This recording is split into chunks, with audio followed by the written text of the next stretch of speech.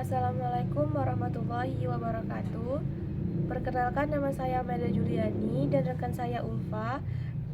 Kami dari kelompok 2 ingin mempresentasikan hasil diskusi kami mengenai akuntansi manajemen sektor publik.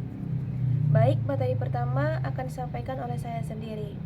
Strategi adalah sejumlah kegiatan dan keputusan mendasar yang dibuat oleh manajemen tertinggi suatu perusahaan, di mana nantinya harus diterapkan oleh seluruh anggota di perusahaan tersebut demi dapat mewujudkan tujuan perusahaan. Baik, kita lanjut materi yang kedua, yaitu konsep manajemen strategi. Itu terdiri ada 4. Yang pertama kita bahas manajemen strategi. Manajemen strategi memiliki arti penting dalam perkembangan sebuah perusahaan. Tidak ada sebuah perencanaan atau planning saja. Manajemen strategi mencakup bagian-bagian yang lebih dalam dan juga luas. Sebuah perusahaan terdiri dari banyak bagian dengan strukturnya masing-masing. Setiap perusahaan memiliki tujuan yang berbeda-beda guna mewujudkan tujuannya. Keputusan-keputusan lalu diambil, keputusan tersebut tentunya menjadi penentu perusahaan menjadi perusahaan yang sukses atau maju ke depannya. Yang kedua, pembuat strategi. Pembuat strategi adalah orang yang sangat penting dalam perusahaan. Dia menjadi orang yang bertanggung jawab dalam keberhasilan atau kegagalan sebuah perusahaan tersebut. Seorang pembuat strategi harusnya menjadi pemimpin pembelajaran perusahaan. Dia bertugas untuk memformulasikan strategi yang cocok bagi perusahaan, mengimplementasikannya, dan juga nantinya akan mengevaluasi strategi tersebut. Perencanaan strategi dapat memberikan support pada pembuat strategi dalam mengumpulkan data-data yang diperlukan dalam sebuah perusahaan. Yang ketiga, manajemen strategi. Manajemen strategi ini merupakan sebuah proses yang dilakukan berdasarkan tahapan-tahapan tertentu. Secara umum, tahapan ini terbagi menjadi 3, yaitu proses formulasi atau perumusan strategi, yang kedua, proses pelaksanaan strategi, dan yang ketiga, proses evaluasi strategi. Perumusan strategi dilakukan secara matang dengan memperhatikan berbagai macam faktor, baik dari dalam perusahaan maupun dari luar perusahaan. Secara rinci, tahapan-tahap perumusan manajemen strategi itu terbagi menjadi 4. Yang pertama, pengembangan misi bisnis. Yang kedua, mengidentifikasikan peluang dan juga ancaman. Dan yang ketiga, menetapkan tujuan jangka panjang. Dan yang terakhir, menentukan alternatif strategi. Poin yang keempat, manajemen strategi. Manajemen strategi ini dapat diterapkan baik di dalam perusahaan bisnis ataupun perusahaan dan organisasi non-profit. Fungsi manajemen strategi pada perusahaan dengan tujuan yang berbeda tersebut tentunya juga sedikit ada perbedaan. Manajemen strategi sendiri dapat bermanfaat baik secara keuntungan finansial maupun manfaat di luar keuntungan finansial. Manajemen strategi memang menjadikan perusahaan lebih sistematis dalam menghadapi dinamika yang terjadi baik di luar dan di dalam perusahaan.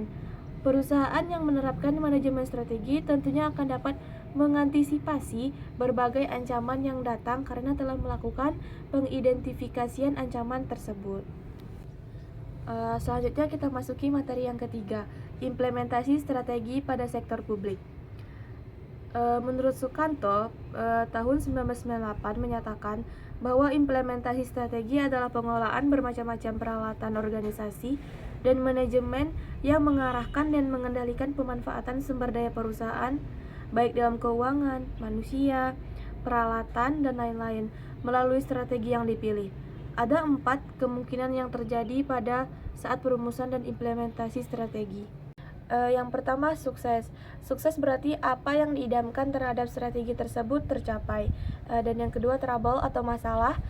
Trouble ini berarti perumusan strategi sudah dilakukan dengan baik namun implementasinya yang buruk. Dan yang ketiga, roulette. Roulette ini merupakan istilah jika perumusan strateginya kurang baik namun implementasinya malah baik. Dan yang keempat, yang terakhir, failure atau kegagalan. Failure merupakan kondisi saat formulasi strategi dan implementasi strategi sama-sama tidak dilakukan dengan baik. Untuk mencapai implementasi tadi ada beberapa tahapan yang bisa dilakukan. 1. Luruskan inisiatif. Maksud dari luruskan inisiatif ini apa apa yang dilakukan harus sesuai dengan strategi yang ditetapkan. Jadi, sebuah tindakan perlu memperhatikan unsur-unsur tersebut sehingga inisiatif yang tepat dapat dipilih. Dan yang kedua, luruskan masalah, dana, dan performa. Nah, maksud dari sini, dana sebaiknya disentralisasi atau diserahkan kepada divisi-divisi sehingga mereka dapat mengelola dana tersebut untuk strategi tiap divisi. Selain dana, performa perusahaan juga harus ditingkatkan. Setiap karyawan harus tahu fungsinya dan melaksanakan fungsi tersebut dengan baik. Setiap karyawan juga harus mendukung setiap strategi yang telah ditentukan. Dan yang ketiga, struktur mengikuti strategi. Nah, maksud dari struktur mengikuti strategi, struktur perusahaan perlu diubah sesuai dengan strategi perusahaan. Perubahan struktur diperlukan jika strategi yang dilakukan juga berubah.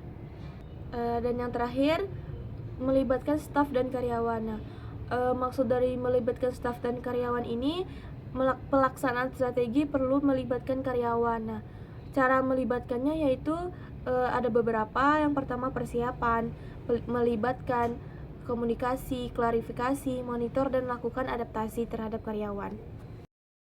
Baiklah, materi selanjutnya akan dijelaskan oleh teman saya, Ulfa. Kepada Ulfa, saya persilahkan. Baiklah teman-teman, di sini saya akan menjelaskan tentang sistem pengendalian manajemen sektor publik. Fokus utama sistem pengendalian manajemen sektor publik ini berkaitan dengan bagaimana cara melaksanakan strategi dalam organisasi secara efektif dan efisien untuk mencapai tujuan dalam organisasi tersebut. Efektif dan efisien ini bisa juga disebut dengan 3E. Yang pertama ada ekonomis atau input, yaitu berfokus pada penggunaan sumber daya, baik itu waktu, uang, ataupun tenaga kerja. Yang kedua ada efisien atau output, maksudnya itu berfokus pada penggunaan sumber daya secara optimal untuk mencapai hasil yang diinginkan. Dan yang terakhir ada efektivitas atau outcome, yaitu maksudnya pencapaian tujuan atau hasil yang diinginkan dari penggunaan waktu, uang, atau tenaga kerja tadi. Pada tahun 2002, terdapat contoh kasus bagaimana pengendalian manajemen yang tidak memadai mengakibatkan kerugian arsip nasional Amerika Serikat karena pegawai di organisasi tersebut melakukan pencurian dokumen sejarah pada periode penciptaan tahun 1996 sampai 1999. Kemudian pegawai tersebut menjualnya pada kolektor senilai $200.000.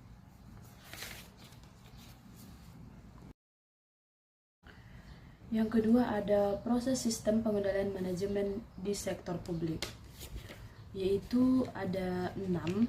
Yang pertama, penetapan tujuan atau objective setting. Maksudnya, para pegawai perlu memahami tentang apa yang ingin dicapai oleh sebuah organisasi dan adanya goal converge berupa keselarasan antara tujuan organisasi dan tujuan personal. Yang kedua ada perumusan strategi atau strategi formulation.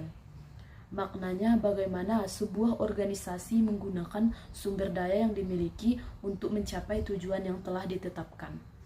Yang ketiga ada perencanaan strategi atau strategi planning. Maksudnya proses penentuan program-program aktivitas atau proyek yang akan dilaksanakan oleh suatu organisasi dan penentuan jumlah alokasi sumber daya yang akan dibutuhkan. Yang keempat ada penganggaran. Maksudnya nih di sini kita akan membahas tentang penyusunan rencana anggaran untuk mengolah sumber daya keuangan yang tersedia.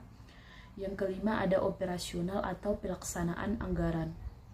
Maksudnya di sini mencakup tahap di mana anggaran yang telah tersedia tadi itu kita terapkan. Dan yang keenam ada evaluasi kinerja. Ini dapat dilakukan dengan penerapan reward atau punishment kepada karyawan sebagai upaya mendorong perilaku pegawai agar sesuai dengan kepentingan organisasi. Baiklah, di sini saya akan menjelaskan tentang struktur pengendalian manajemen. Struktur pengendalian manajemen ini ada 5. Yang pertama ada organisasi. Ini mencakup struktur organisasi sebuah perusahaan dan bagaimana tugas serta tanggung jawabnya terbagi. Sebuah organisasi yang baik membantu menciptakan kerangka kerja untuk mengelola sumber daya secara efektif. Yang kedua ada pendelegasian wewenang.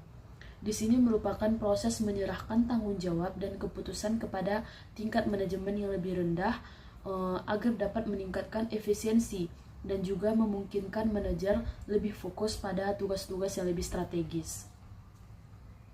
Yang ketiga ada pusat pertanggungjawaban.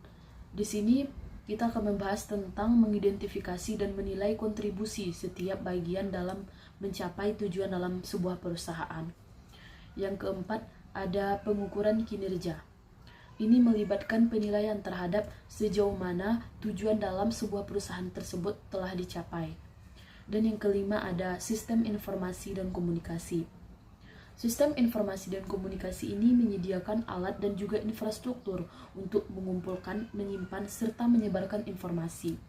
Sistem ini memungkinkan manajer membuat keputusan berdasarkan data yang lebih relevan dan mendukung komunikasi yang efektif dan efisien dalam sebuah organisasi tersebut.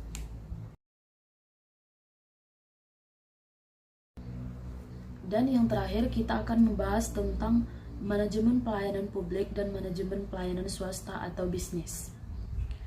Manajemen pelayanan publik dan manajemen pelayanan swasta atau bisnis ini adalah dua bidang manajemen yang berfokus pada pengelolaan dan penyediaan pelayanan kepada masyarakat.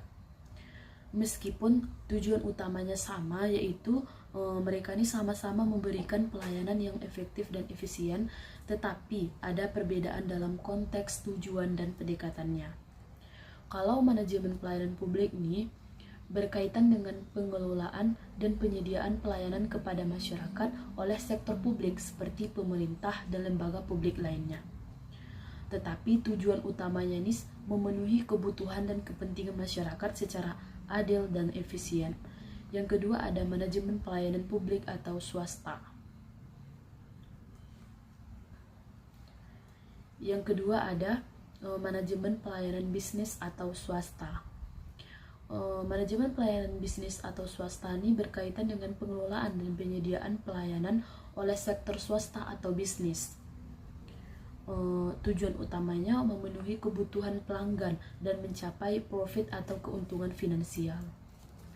Meskipun ada perbedaan dalam konteks pendekatan baik manajemen pelayanan publik dan manajemen pelayanan swasta, di sini mereka memiliki peran penting dalam memenuhi kebutuhan dan kepentingan masyarakat, di mana keduanya tuh berupaya untuk memberikan pelayanan yang berkualitas dan juga efektif, meskipun dengan tujuan dan pendekatan yang berbeda-beda. Mungkin sekian yang dapat saya sampaikan. Terima kasih.